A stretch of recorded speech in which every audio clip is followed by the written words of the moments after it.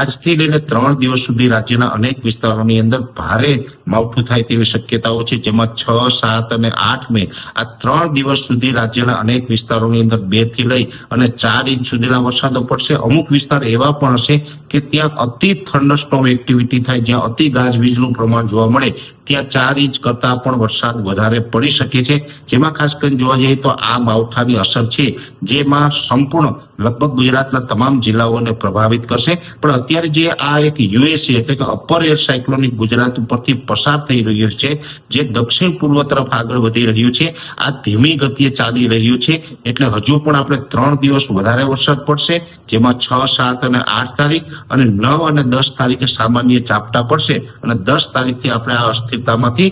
મુક્ત થશું। પણ ખાસ કરીને જોવા જઈએ તો જેમાં સૌથી વધારે તીવ્રતા જોવા મળશે 6, 7 અને 8 તારીખ દરમિયાન જોવા મળશે, અને એમાં પણ સૌરાષ્ટ્ર, કચ્છ અને ઉત્તર ગુજરાતની અંદર હજુ પણ આજથી 3 દિવસ સુધી ભારે વરસાદ પડે તેવી શક્યતાઓ છે।